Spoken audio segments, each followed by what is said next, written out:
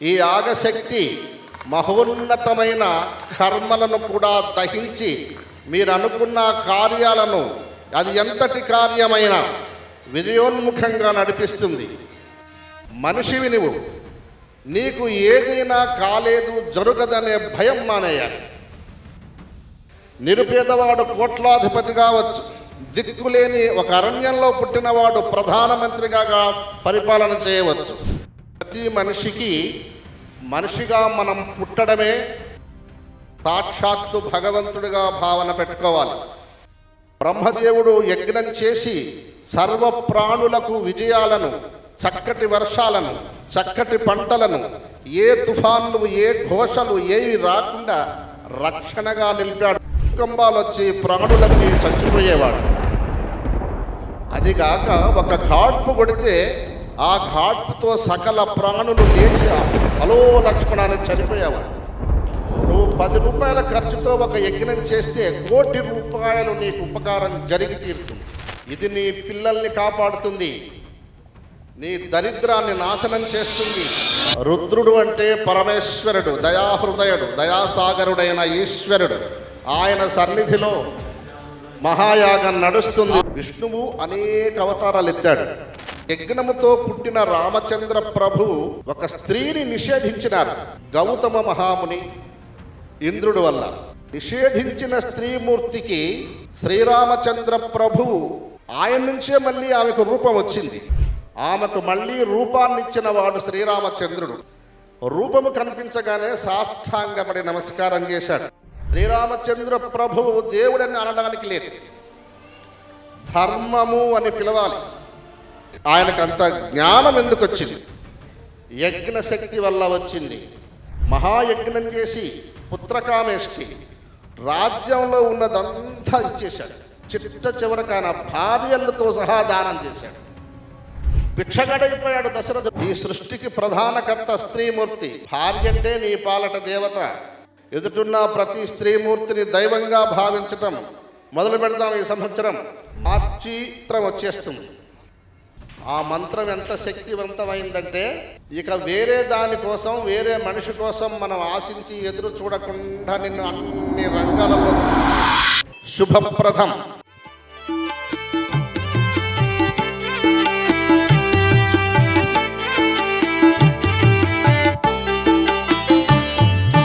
రామదూత స్వామి మన చెంతనుండ భయమేమి, ఇందుగలడు అందులేడనే సంధ్యమేమి, స్వామి సర్వాంతర్యామి. రామదూత స్వామి మన చెంతనుండ భయమేమి, ఇందుగలడు అందులేడనే సంధ్యమేమి, స్వామి సర్వాంతర్యామి.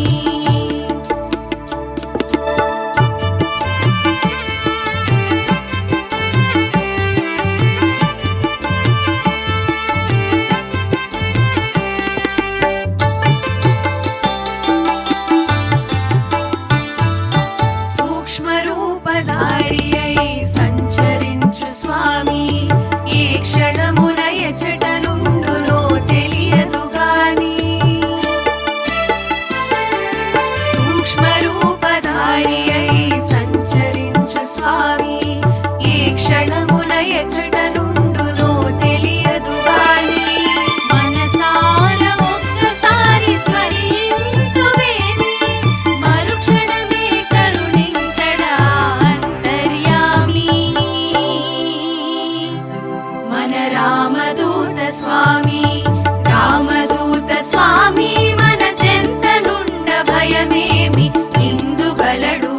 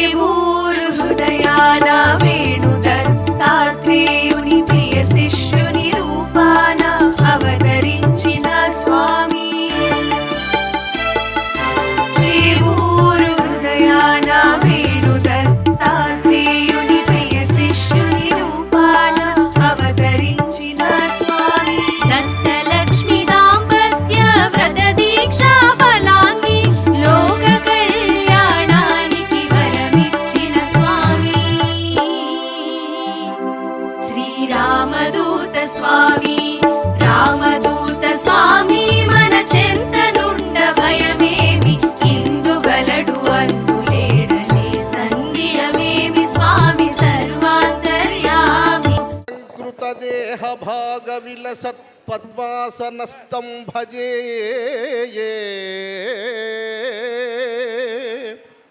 కాంతి స్ఫౌట్య విశేషలోచనమునిల్ కారుణ్యరత్నాకరం దత్తాత్రేయ పునఃస్వరూపమనఘం సంభావ్య దైవం సదా నిశ్రేయార్థవిధౌ ప్రణౌమి భగవత్ శ్రీవేణుదత్తం శివోహం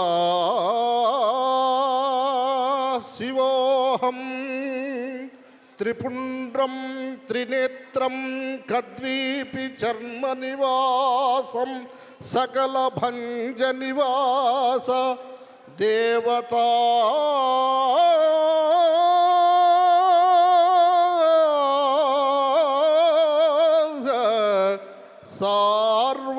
సార్వభౌమా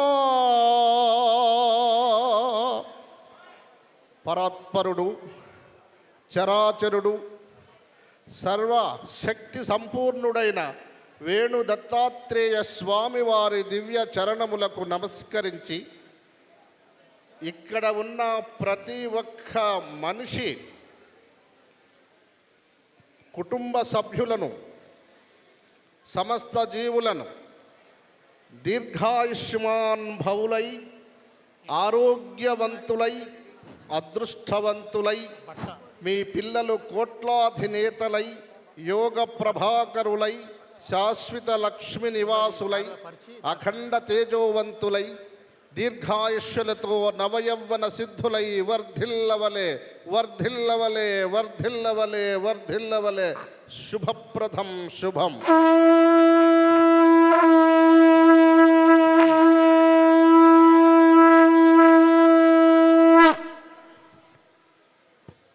ఇవాళ ఇక్కడికి వచ్చిన ప్రతి మనిషి ఆశయం నెరవేరి తీరుతుంది. ప్రతి మనిషి ఆశయం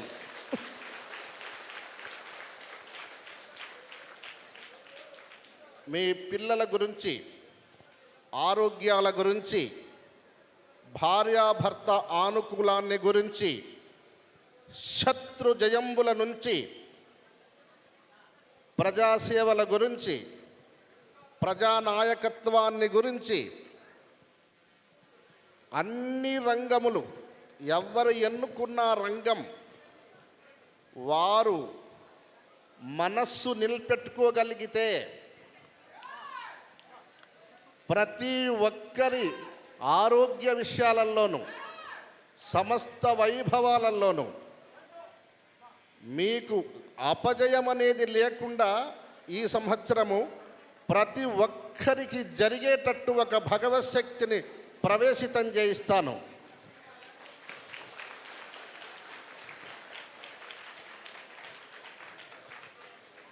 ప్రస్తుతం మనకు రుద్రప్రయాగలో యాగం జరుగుతుంది.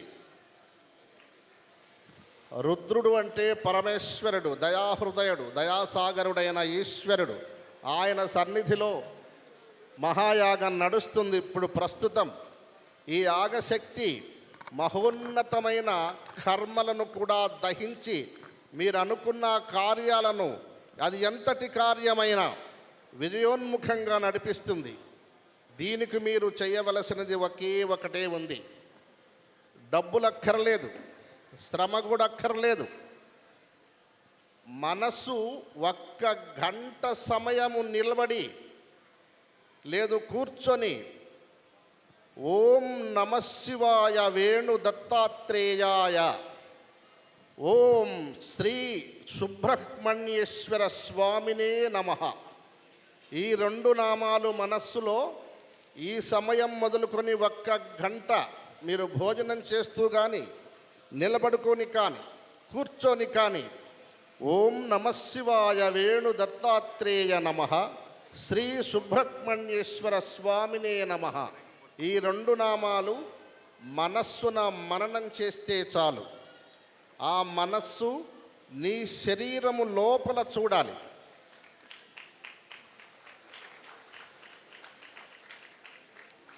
నూతన సంవత్సరం మొదలు కాబోతుంది. మనకి ఉగాదితో ప్రారంభం అవుతుంది.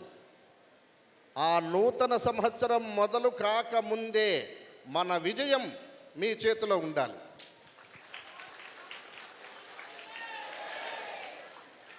ప్రధానముగా కుమారుడు, కుమార్తెలు, వారి వివాహాలు, వారి ఆరోగ్యాలు, వారి ఉద్యోగాలు, వారి చదువులు, వారు ప్రశాంతమైన జీవితం, తరువాత పెద్దవారి ఆరోగ్యములు, మీ ఆశయాలు, వీటిపై యజ్ఞయాగాల కన్నా, సంవత్సరాది కాలాలు చేసేదానికన్నా గంట మనస్సు బయటకు వెళ్ళకుండా, శ్రమ తెలియకుండా, నేను ఎక్కడున్నాను అనేది మర్చిపోవాలి. ప్రొద్దుంతైందనే విషయం కూడా జ్ఞప్తికి రాకూడదు. సమయం గుర్తుకు రాకూడదు. ఆకలి తెలియకూడదు.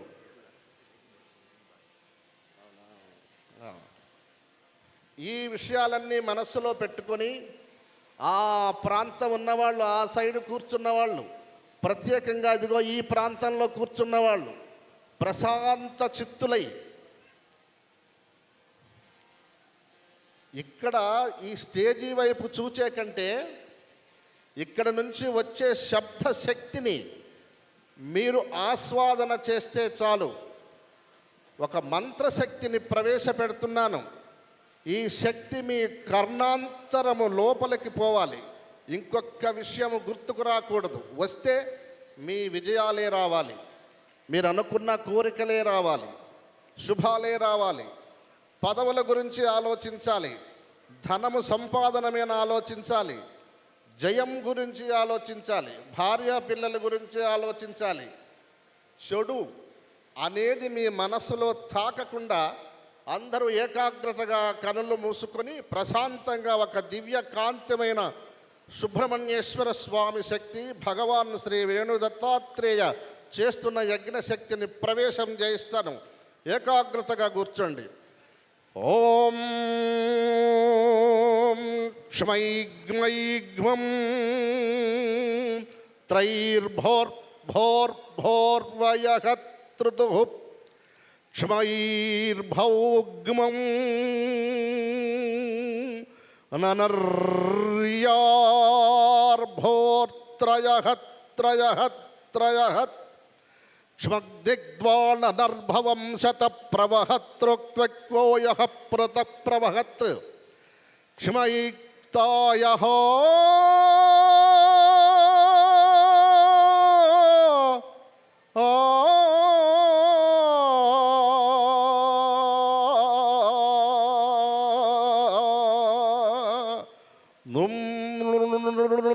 త్రయహం భుక్తిక్వాయకద్రుం. బహుకాలం నుంచి పనులు కానివారు, పదవుల కోసం ఎదురు చూస్తున్నవారు, జీవితంలో సంతోషం లేనివారు, సమస్త వైభవాలున్నా కూడా మనశ్శాంతి లేనివారు, ఈవాడనే మీకు ఆ పనులు ప్రారంభం అవ్వాల్సిందే, అయి తీరుతాయి. మనస్సు నీ స్వాధీనం పెట్టుకో.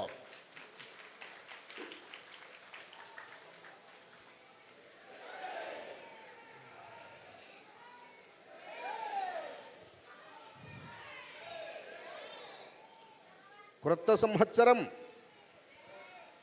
ప్రతి మనిషికి, మనిషిగా మనం పుట్టడమే సాక్షాత్తు భగవంతుడిగా భావన పెట్టుకోవాలి. కోట్లాది జంతువులున్నాయి, జీవరాశులున్నాయి. అవి భగవశక్తిని పొందలేవు, శాంతి చెందలేదు, కోరికలు తీరవు, ఆశలు తీరవు, ఆవేదనలు ఆగవు. మనిషివి నువ్వు. నీకు ఏదైనా కాలేదు, జరగదనే భయం మానేయాలి. నిరుపేదవాడు కోట్లాధిపతి కావచ్చు, దిక్కులేని ఒక అరణ్యంలో పుట్టినవాడు ప్రధానమంత్రిగా పరిపాలన చేయవచ్చు. దీనికి కారణం మనస్సే. మనిషికి తోడుగా 4 దశలు మనకు ఉన్నాయి. ఈ 4 శక్తులు, ప్రధానమైనది స్త్రీమూర్తి, రెండవది యజ్ఞశక్తి, మూడవది తపస్సు, నాలుగవది దానం. ఈ 4 నీకు హృదయంలో ఉండి యజ్ఞశక్తిని, తపస్సుని, దానం చేసే దాని మీద గౌరవము, భక్తి, ఇలాగే స్త్రీమూర్తి మీద కూడా భక్తి విశ్వాసం కలిగి ఉంటే వాడికి ఈ సృష్టిలో అపజయాలు లేవు.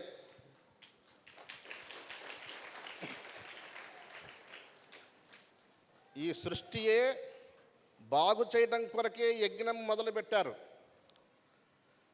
కమలనాభకబర్ధి కమల గర్భుల పుట్టుటకు మున్ను ప్రణవమార్భటంబు బుట్టే ప్రణవమాయంత్ర ధ్యాన ప్రన్నలువ తా క్ష్మారవుల్ బ్రతుక యజ్ఞంబు సల్పే యజ్ఞ ఫలమున అన్నముల్ వర్షింప నీరున్ పుట్టే పంక్తిరథుడు యజ్ఞ పరిపాలన స్థితి వల్ల శ్రీహరి రారాజు పట్టి అయి జనించే.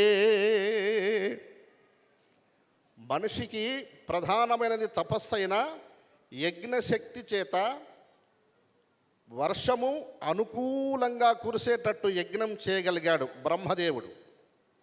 అంతకుముందు పండిన పంట నాశనం జరిగేది, భూకంపాలు వచ్చి ప్రాణులన్నీ చచ్చిపోయేవాళ్ళు. అదిగాక ఒక ఘాట్పు కొడితే ఆ ఘాట్పుతో సకల ప్రాణులు లేచి హలో లక్ష్మణ అని చనిపోయేవాళ్ళు. బ్రహ్మదేవుడు యజ్ఞం చేసి సర్వ ప్రాణులకు విజయాలను, చక్కటి వర్షాలను, చక్కటి పంటలను, ఏ తుఫాన్లు, ఏ ఘోషలు ఏవి రాకుండా రక్షణగా నిలిపాడు బ్రహ్మ. దశరథ మహారాజు మహాయజ్ఞం చేశాడు. విష్ణువు అనేక అవతారాలు ఎత్తాడు. ప్రతి అవతారంలోనూ ఎన్నో భావాలు ఉన్నాయి. కానీ యజ్ఞము వల్ల చేసి యజ్ఞముతో పుట్టిన రామచంద్ర ప్రభువు ఒక స్త్రీని నిషేధించినారు. గౌతమ మహాముని ఇంద్రుడు వల్ల నిషేధించిన స్త్రీమూర్తికి శ్రీరామచంద్ర ప్రభువు ఆయన నుంచే మళ్ళీ ఆమెకు రూపం వచ్చింది. రూపము రాగానే ఆ స్త్రీమూర్తికి సాష్టాంగ నమస్కారం చేసినాడు శ్రీరామచంద్ర ప్రభు. అది సృష్టిలో జరుగుతుందా?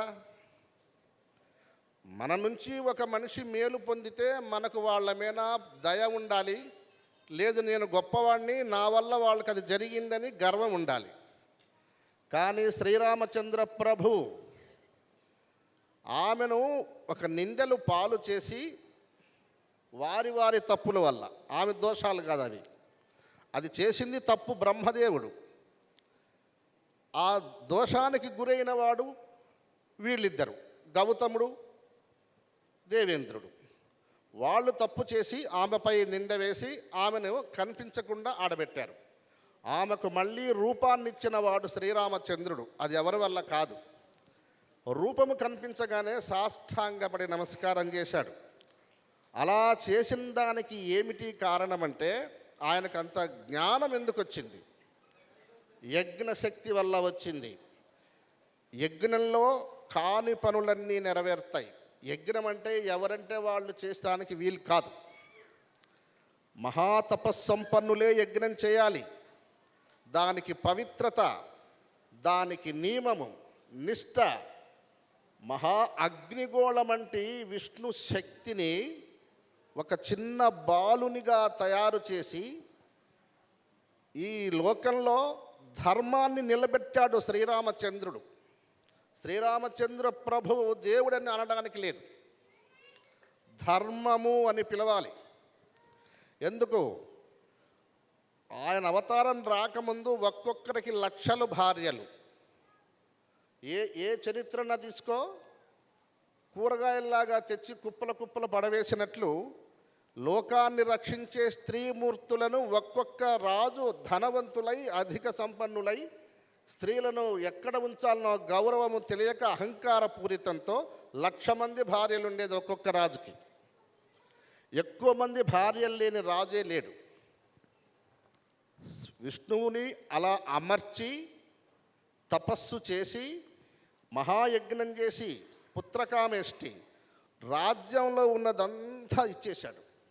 చిట్ట చివరకాన భార్యలతో సహా దానం చేశాడు. అలా దానం చేయడానికి ఎవ్వరికీ సాధ్య కాదు. భిక్షగడైపోయాడు దశరథుడు. ఒక్కటే మాట, ఏమీ లేదు, నయా పైస చేతులు లేదు. మొత్తం రాజ్యము సమస్త సముద్రం వరకు స్థల భూములు, ఆయనకున్న బంగారం వెండి మొత్తం దానం చేశాడు. అయితే వాళ్ళకి అవసరం ఉందా? బ్రాహ్మణులకి వాళ్ళకెందుకు? ఆయన దానం చేయించి ఆ పుణ్యాన్ని ఆయనకు నెత్తిన మూటగట్టి మళ్ళీ ఆయన సొమ్ము ఆయనకే ఇచ్చి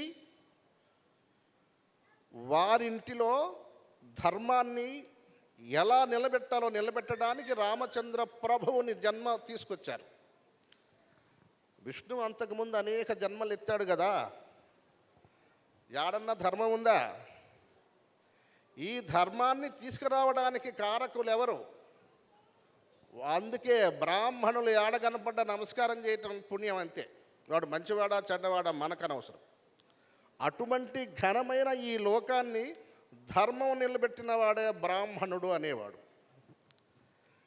ఇప్పుడు శ్రీరామచంద్ర ప్రభు అంటే ధర్మం. తమ్ముడు కోసం సర్వం త్యాగం చేయాలనుకున్నాడు. భార్య కోసం తన పరువు పోయినా పర్వాలేదు, ఆమెను తీసుకొచ్చి మళ్ళీ ప్రభురాణిగా నిలబెట్టుకున్నాడు. అలాంటి ధర్మయుక్తమైనటువంటి శక్తులన్నీ యజ్ఞంలో ఉన్నాయి. నూతన సంవత్సరం ప్రతి ఇంటిలో అగ్నిహోత్రుణ్ణి పెట్టుకోండి. ఈ అగ్నిహోత్రం వల్ల మీ ఇంటిలో వైభవాలు మొదలవుతాయి.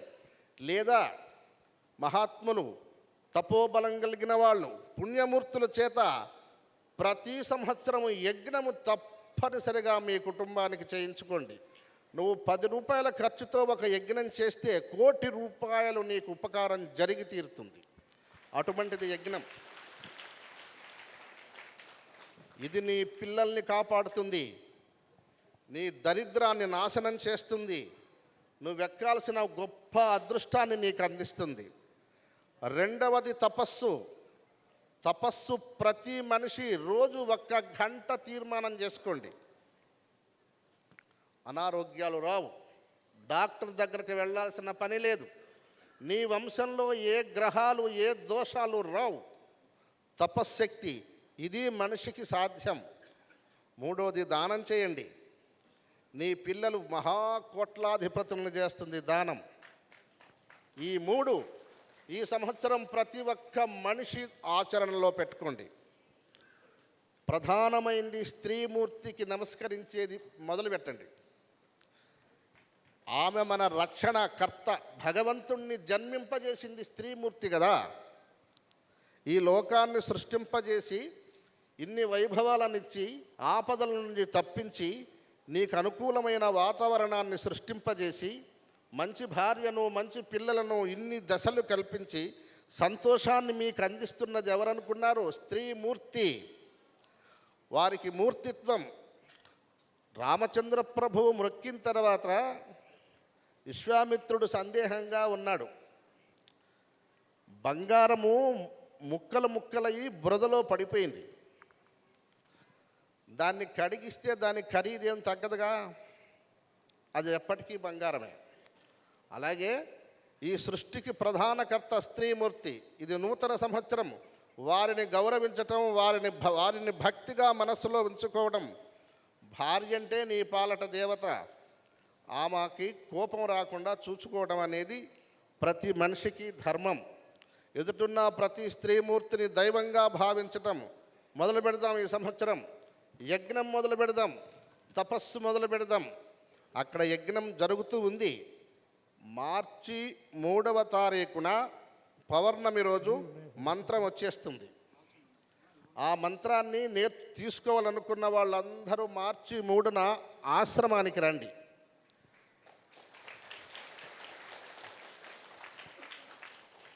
ఆ మంత్రం ఎంత శక్తివంతమైందంటే ఇక వేరే దానికోసం, వేరే మనిషి కోసం మనం ఆశించి ఎదురు చూడకుండా నిన్ను అన్ని రంగాలలో తీసుకుపోద్ది.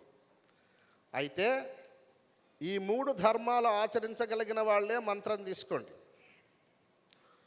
భార్యపై కోపం రాకుండా ప్రశాంతంగా ఉండాలంటే ముందు నువ్వు కోపం తీసేసుకోవాలి. యజ్ఞం నీకు శక్తి ఉంటే నువ్వు చేసుకో, లేదా చేసేవాళ్ళు ఉన్నారు, చేయించుకో. రోజు 1 గంట తపస్సు, ఎంతో నీ శక్తిని కలిగింది దానం. ఈ ఎవరైతే ఆచరణలో పెడతారో వాళ్ళు రాండి. స్వయంగా నేను ఇక్కడ ఇలాంటి స్టేజ్ పైన కూర్చుంటా. ఒక్కొక్కళ్ళు వస్తే నేను ఆ మంత్రం నా చేతులతో నేనే ఇస్తా, మీకు వేరే వాళ్ళ చేత పంపను. అది జరిపించేద్దాం.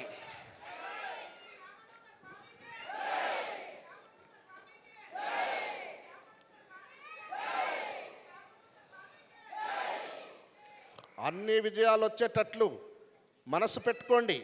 ఇంక అపజయం మనకు లేదు, కష్టాలు మనకు రావు, అనారోగ్యం మనలో ఉండదు, మనసు చంచలత్వంగా అక్కడక్కడికి వెళ్ళదు. మనము ధీరులం, మనం మనసు నిలబెట్టుకునే గొప్ప చరిత్ర మనకుంది. మానవ జన్మ గనుక నువ్వు భగవంతుడిగా మారే అదృష్టం నీకుంది. ఇవాళ నుంచి ప్రారంభం చేయండి. శుభప్రదం. ఒక్కసారి స్వామివారికి అభిషేకం చేద్దాం. అందరూ లేచి చూడండి. శ్వతో వృత్వా అత్యతిష్టదశాంగులం పురుష ఏవేదగం సర్వం యద్భూతం యచ్చ భవ్యం ఉతామృతత్వస్యేశానః యదన్నేనాతిరోహతి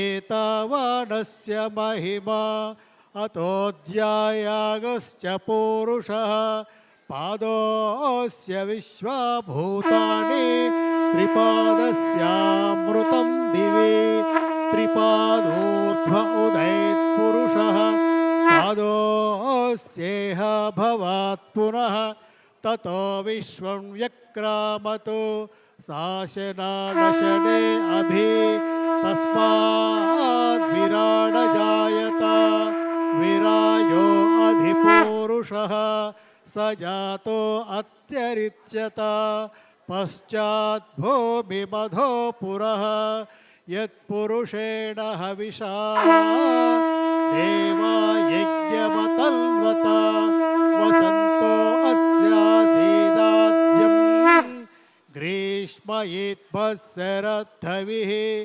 సప్తాస్యాసన్ పరిధయః త్రిసప్త సమిదః కృతాః దేవాయద్యజ్ఞం తన్వానాః అబద్ధన్ పురుషం పశుం తౌ యజ్ఞౌ బర్హిషి ప్రోక్షన్నో పురుషం జాతమగ్రతః.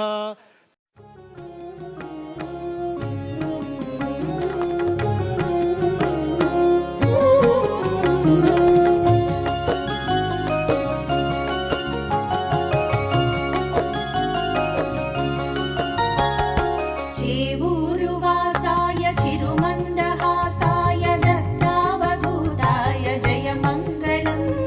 శ్రీవేణుగోపాల శిష్యమణిరత్నాయ శ్రీరామదూతాయ శుభమంగళం. జయమంగళం నిత్య శుభమంగళం.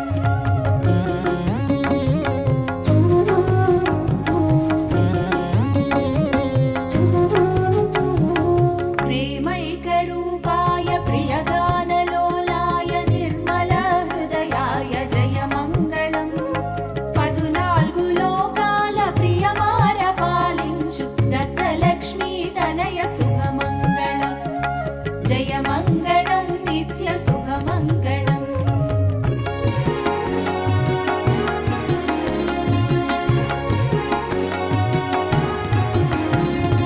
మాల్యాద్రినిలయాయ మార్తాండగోత్రాయ మంత్రస్వరూపాయ జయమంగళం.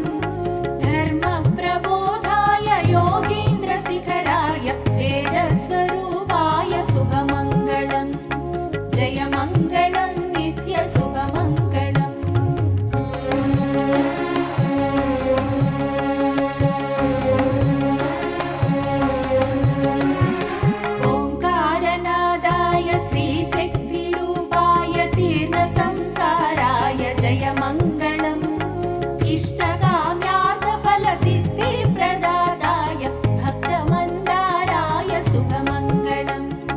जयमङ्गलं नित्यशुभमङ्गलम्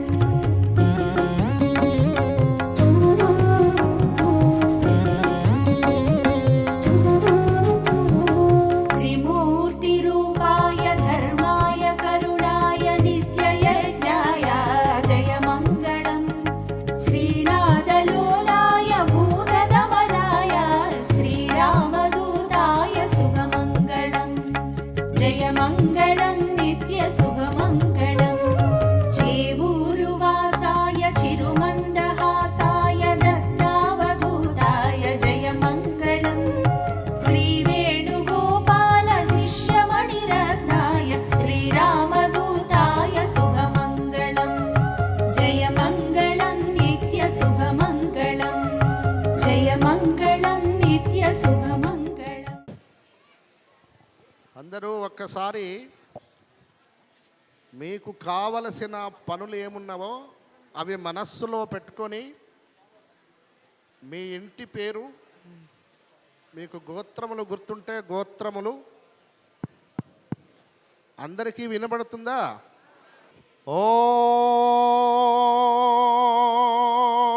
ఓం రష్యాంఘృక్తిజయంభో యన్వాన్వయకం భవక్తిరుత్తరహృకృతు క్షమైగ్మాన్వయహత్రం దృగ్మాన్యయహత్. ఆ చివరి ప్రాంతంలో ఉన్న వాళ్ళు కూడా అందరూ లేచి మనస్సులో ఏం కావాలో అది మనస్సులో తలుచుకోండి. యంఘ్రాన్వయయహత్రయహంధ్రం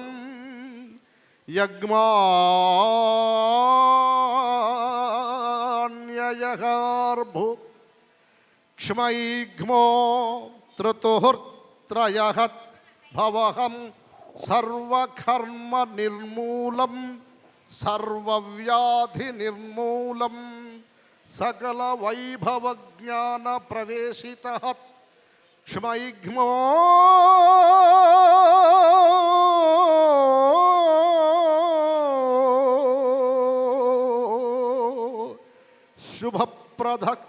శుభప్రదక్రతయహద్రుతుహం శాంతి శాంతి శాంతి.